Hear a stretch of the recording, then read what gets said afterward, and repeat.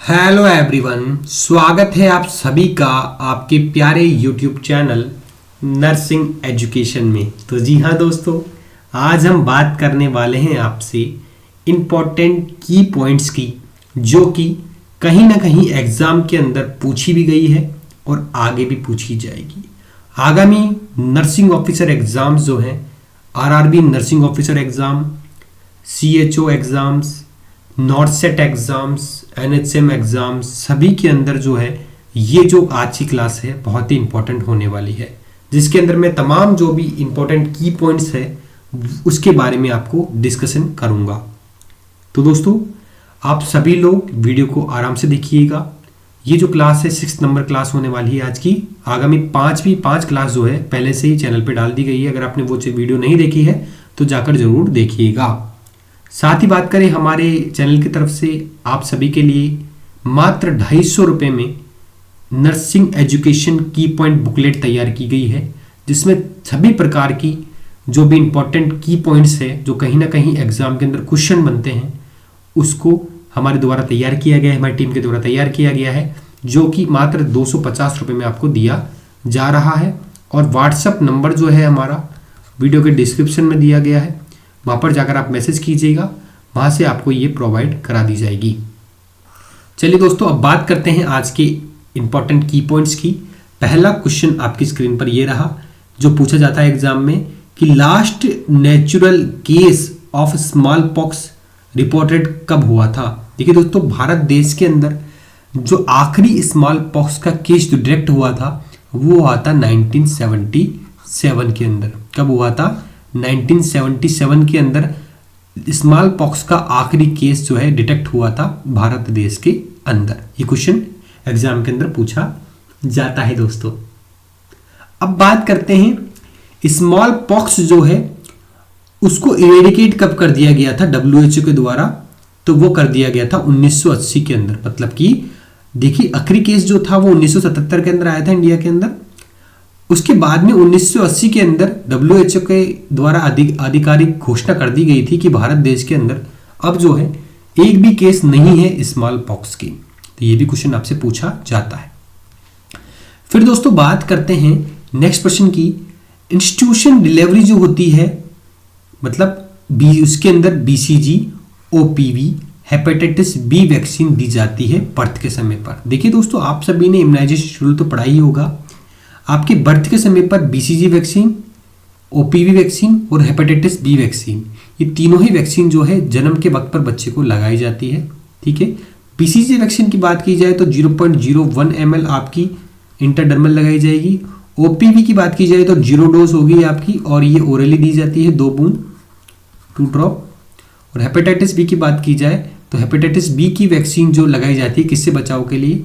अगर आपको फीको oral route के माध्यम से कोई हेपेटाइटिस B फैलता है बेसिकली, ठीक है, सॉरी, हेपेटाइटिस B की बात करें तो हेपेटाइटिस B फैलता है आपका ब्लड ट्रांसफ्यूजन के माध्यम से या फिर सीरम के माध्यम से। हेपेटाइटिस A फैलता है आपका फीको ओरल।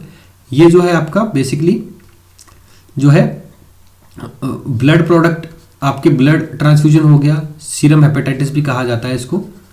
ठीक है, बेसिकली लिवर को ही प्रोटेक्ट करता है हेपेटाइटिस B की वैक्सीन। ठीक है, ये भी बात की जाती है।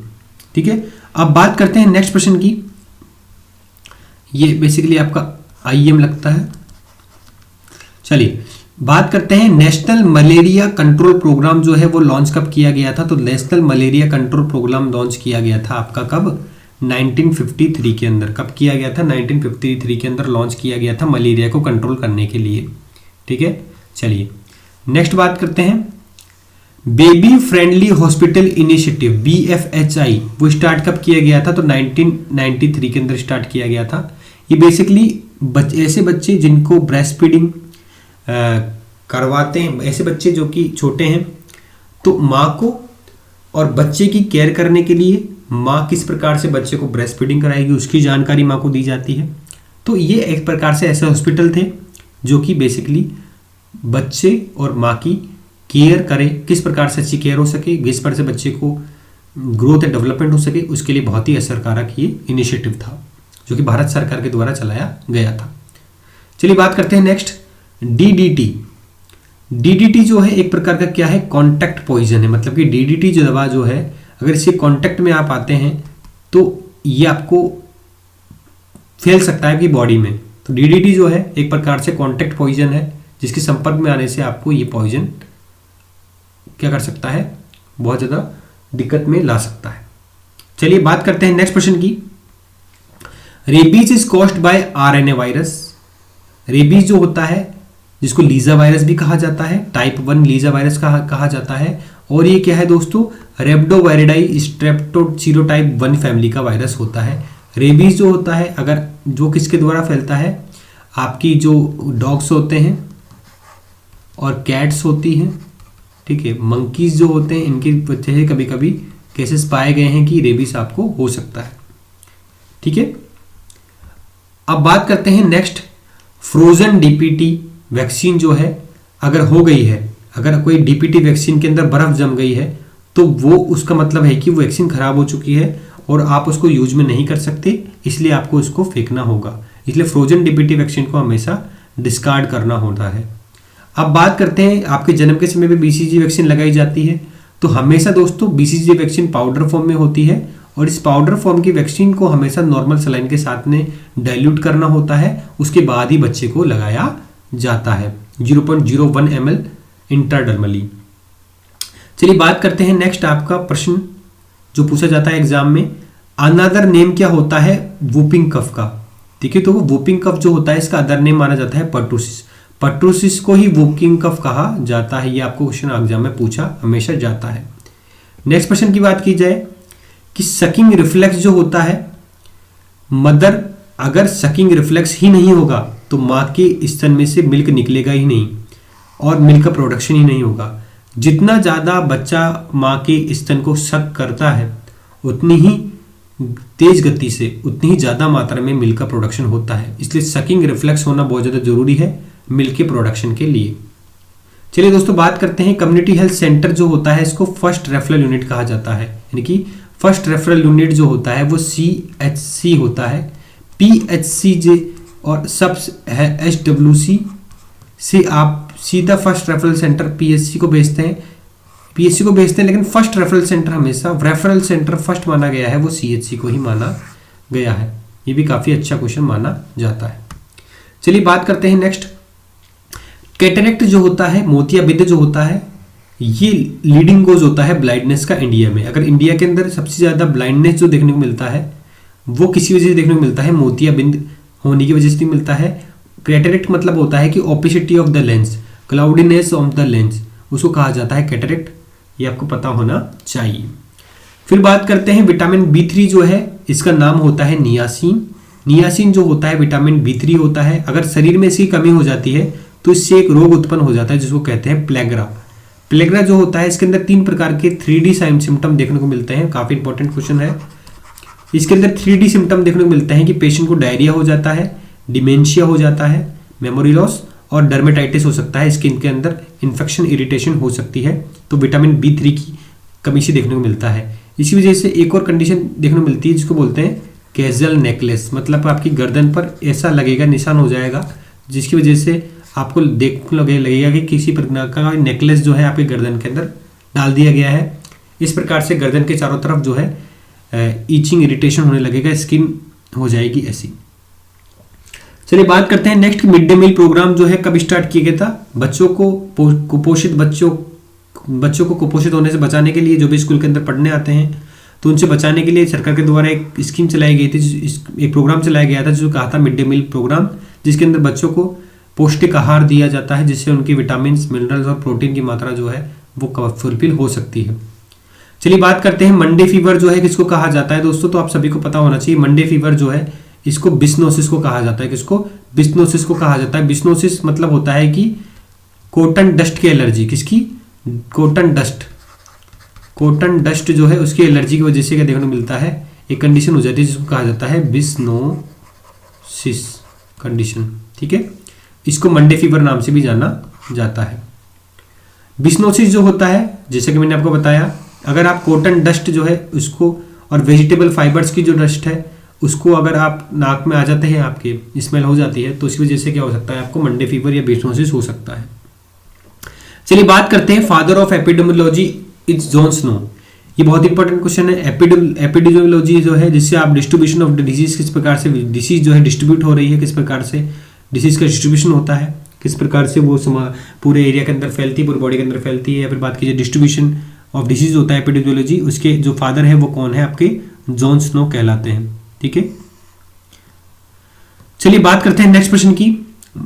ब्रेंकियल न्यूराइटिस जो होता है is the reaction occurring towards tetanus vaccine. तो जी हाँ दोस्तों, टिटनेस वैक्सीन जो है ये जो है इसकी रिएक्शन अगर होती है तो इसकी वजह से क्या हो सकता है, आपको ब्रेंकियल न्यूराइटिस कॉज हो सकता है। ठीक है, टिटनेस वैक्सीन अगर किसी को शूट नहीं करी तो इसकी वजह से ब्रेंकियल न्यूराइटिस आपको कंडीशन देखने को मिल सकती है। चलिए दोस्तों बात करते हैं, अगर आपकी जो राइस होती है, चावल जो होते हैं, अगर उसकी ज़्यादा पॉलिश कर दी गई, ठीक है, ज़्यादा उसको पॉलिश कर दी गई, ज़्यादा धो दिया गया, तो उसकी वजह से जो है आपके विटामिन B1 की कमी हो सकती है, क्योंकि आपकी राइस को ज़्यादा पॉलिश किया जाता है तो विटामिन B1 पाया जाता है। ठीक है, उसके अंदर तो विटामिन B लॉस हो जाएगा, जिसकी वजह से आपको थायमिन की कमी हो जाएगी। ठीक है, चलिए बात करते हैं नेक्स्ट। डिप्थीरिया को पता लगाने के लिए, अगर किसी को डिप्थीरिया हुआ है तो उसका पता लगाने के लिए आप किस प्रकार का टेस्ट करते हैं, तो उसके लिए आप कौन सा टेस्ट करते हैं, सिक टेस्ट करते हैं। क्या करते हैं, सिक टेस्ट किया जाता है, जिसके अंदर से स्वाब लिया जाता है, ठीक है, माउथ का, और उसका इन्वेस्टिगेशन कराया जाता है। चलिए बात करते हैं next. Tetracycline is the drug of choice of cholera. Cholera जो होती है, ठीक है, डिसेंट्री माना जाता है कोलेरा को। ठीक है, कोलेरा जो होती है इसकी जो ड्रग होती है, कोलेरा किसी को होता है, अगर ड्रग कौन सी इस्तेमाल करेंगे तो टेट्रासाइक्लिन एंटीबायोटिक होती है, ये इसको यूज किया जाता है किसके अंदर, कोलेरा के अंदर। ठीक है, जिसके अंदर आपको इंपॉर्टेंट राइस वाटर स्टूल भी देखने को मिलता है। ठीक है, ये आपके इंपॉर्टेंट साइन एंड सिम्टम होते हैं स्टूल के। ठीक है दोस्तों, चलिए बात करते हैं नेक्स्ट। दोस्तों नर्सिंग बुकलेट जो है, नर्सिंग एजुकेशन की बुकलेट आपके लिए मात्र कितने में ला रहे हैं हम, 250 रुपये में ला रहे हैं, जिसके अंदर तमाम सब्जेक्ट के क्वेश्चन आपको देखने को मिल जाएंगे। व्हाट्सएप नंबर आपको डिस्क्रिप्शन में दिए गए हैं वीडियो के, वहाँ पर जाकर आप मैसेज कर दीजिएगा और आपको ये 250 रुपये की पूरी बुकलेट देखने को मिल जाएगी। चलिए बात करते हैं, ongoing measurement of performance of health services is known as.